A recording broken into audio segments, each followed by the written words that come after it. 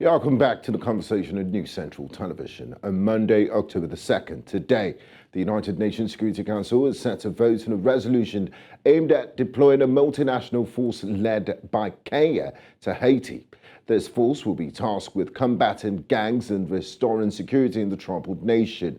The proposed deployment is planned for January 2024, with a one-year authorization period and a review after 9 months. Several Caribbean nations, including Jamaica and the Bahamas, have expressed their readiness to support this mission alongside Kenya.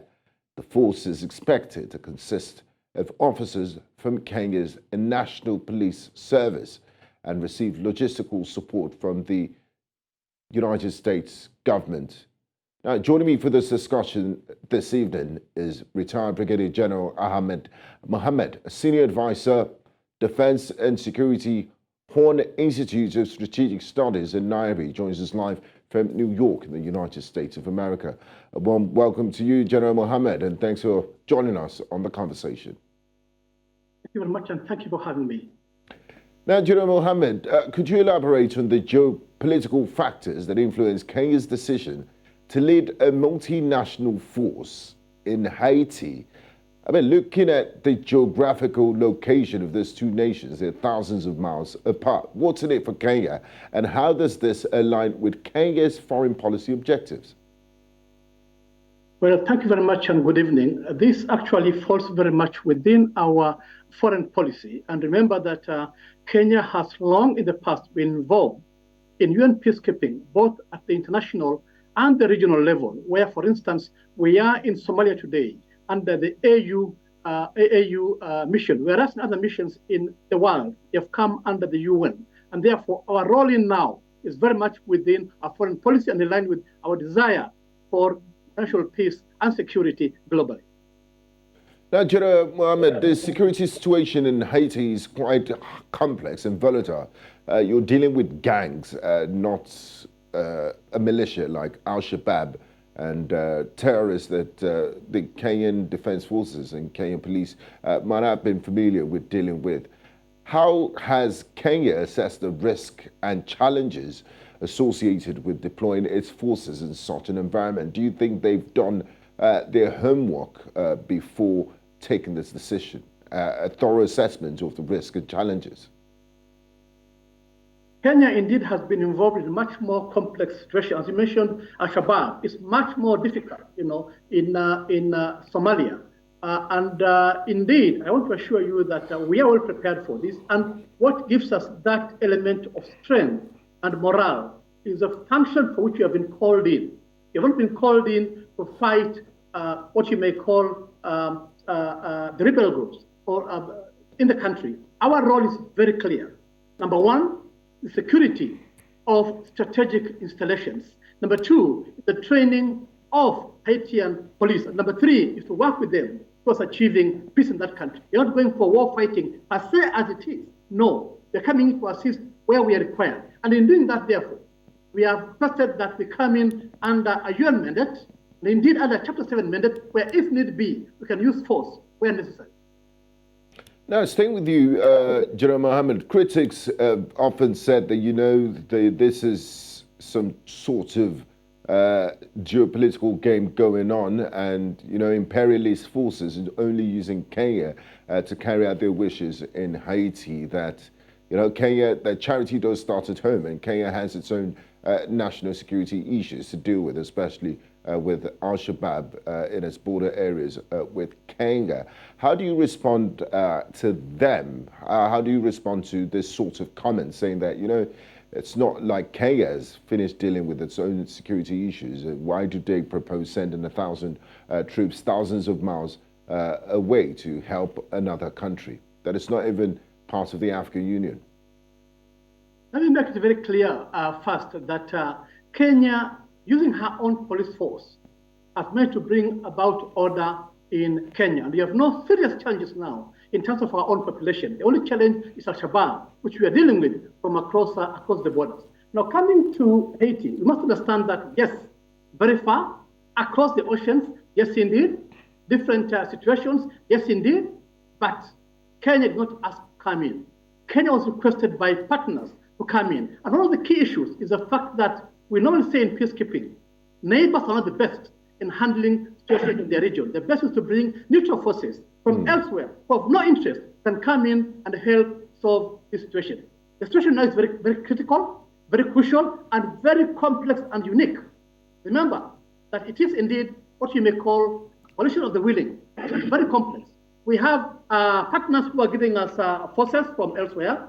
We have, we have partners coming to join us in terms of the police force. We have partners who are providing the funds, and we have the UN providing the mandate. I agree with you, very complex, but indeed, I can assure you, responding to the call from partners, responding from the calls from the Haiti government, Kenya is willing and able to play its role rightfully in helping provide order in Haiti. Now, General Mohammed, having served personally when you were in active service as a member of the Kenyan Defense Forces, you did participate in a number of peacekeeping operations with the Blue Berets, the United Nations. Now, Kenya has proposed sending 1,000 police officers. Could you provide insights into what this selection process might be like and the specific qualifications that these officers possess to handle this sort of mission effectively? Well, let me make it very clear that Kenya's composition of the police force comes in about 4 different components. We have the regular police force, we have the administration police, we have the general service unit, and we have the CID. Out of this, the most combatant and prepared for such situations is the general service unit, who actually are prepared for such situations in dealing with crisis and all, not normal policing duties. They are there for crisis. The bulk of this force, therefore, from Kenya will come from the very prepared, very able general service unit, who I can assure you will provide the service as required in handling and dealing with the situation. Now, General Mohammed, the United States has pledged significant logistical and financial support for Kenya's mission in Haiti. How do you foresee this support impacting the mission's success and sustainability? And what sort of support do you think the Kenyan mission might need in effectively carrying out its mandate? There's no doubt that this is a very complicated and dangerous mission. Very difficult indeed in all respects. And we are going into a country where you have major opposition from the opposition sides in the country. And therefore, the fact that we're coming under a UN Chapter 7 mandate requires that we come well armed, we come with the appropriate security equipments, we come with the APCs, and therefore the need always to ensure that we have air support, both in terms of operations and in terms of survival. Now, Kenya has put it very clearly to our partners that in doing this, we must be very well supported, initially in terms of funding, but also in terms of equipment as and when required. And I'm sure the partners who have called us in will definitely be on standby and be on call to provide whatever resources may be required in terms of further support. You have no doubt in that. Now, General Mohammed, as someone that is, yes. Okay. I want to just to add on that. Okay, go ahead, please. Go ahead, please. Remember very clearly that Kenya was requested. Kenya didn't say, we are there. Somebody came and knocked our door and said, we need you, support us. And therefore, in coming in saying, yes, we are ready, we have come, we have thought about it seriously, and indeed consider the difficult situation of the situation in Haiti, and therefore our feeling that yes, we have a role to play, and we'll play it right as required by international players. Now, talking about the role the Kenyan police would play, in your view, what role can Kenya play in building the capacity of Haiti's national police? And how does that fit into the broader security goal of the mission? How would you rate the professionalism of the Kenyan police force? Because oftentimes they've been accused of humanitarian abuses and high-handedness, and we recently witnessed that in the cost of living protests that shook the country in the past few weeks, in the recent past.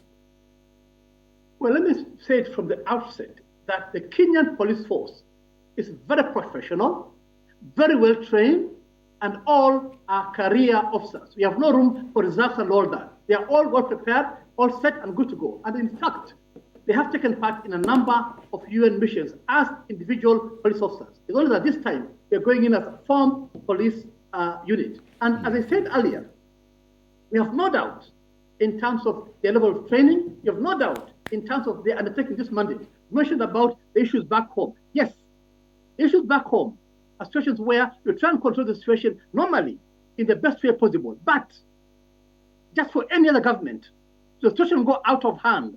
The police must come in and do every means possible to bring back order. That's what they have done. They have never intimidated. They've never gone out of their way. But if need be, I'll say this seriously, if need be, they'll go out of their way to ensure that the task at hand is delivered as required. Now, General, as we begin to wrap up on this conversation, we can't talk about this without looking at the mood in Kenya, the domestic mood. What kind of public and political support has Kenya garnered domestically for its participation in this multinational force deployment? Are the people happy about this? What's the opposition saying? And how does this support, if it does have the support, how does this support factor into the decision-making process? Well, in such situations where we have to send our forces outside our borders, while the final say is the president will first have to go through parliament and get that constitutional approval. And I have no doubt that parliament will pass this when the time comes. And then it goes to the president, who gives the final signature to endorse this. Once the parliament has passed this, well, essentially, the representatives of the people, I have no doubt the people will support this. Definitely, we will not be surprised to have a opposing voice from the opposition. Yes, that is order. In a democratic government, the opposition has the right to put in their point. But once we receive the consensus from parliament, which I see forthcoming, then we have that legitimacy to go out as a government and the support of parliament and our people. I have no doubt in that. Now, finally, General Mohammed, considering the evolving security situation in Haiti, how adaptable and responsive is Kenya's strategy to this mission? And what mechanisms are in place for regular reassessment and adjustment? And in your own opinion, what would you consider a yardstick for success? At what point would you say, mission accomplished? The Kenyan deployment has done a fantastic job. How would you rate the success of this deployment? Well, in doing this, let me make it very clear that Kenya is not going for war fighting. Kenya has been called in to assist. And in doing that, we have three key functions. One is the security of strategic installations, the airports, the camps that are there, the industries that are there, the government offices that are there. That is very clear. And that does not involve actually dealing directly with the opposing sides. The second one is the training of the Haitian forces, police forces. Now, again, that is not really bringing us in close contact with the actual warring parties in this field. Remember, it's very clear, the actual security in dealing with the population is left with the Haitian police. So for us, really, our function remains in terms of our measurements. How have we done in securing those key strategic installations against threats from those other partners? How have we played our role in terms of training the Haitian forces? How have we, therefore, in all that they've contributed to bring about peace and stability in Haiti? As always, this is a UN mandate. After every quarter, we'll review where we are. Every 6 months, we'll review where we are. And in that 1 year, we'll take stock and adjust accordingly to those situations that may change or call for further action. Thank you so much, retired Brigadier General Ahamed Mohammed, Senior Advisor to Defense and Security Studies at the Horn Institute for Strategic Studies, joining us live from New York. We do appreciate your time and insight. Thank you very much, and we do wish the Kenyan police contingent a successful mission. Thank you. Thank you very much, Sam. Thank you for having me. This is where we wrap up today's conversation in the first half of the program. We did look at the meeting with the federal government and the Nigeria Labour Congress in trying to find an agreement to their impending strike, which is scheduled to take place from tomorrow, which has concluded our conversation on the United Nations Security Council votes on Kenya deploying 1,000 policemen to help train the Haitian police to curb gang violence in that country. I'm Gbenga Aborowa. Thanks for being a part of today's program. See you next time on The Conversation. Bye-bye.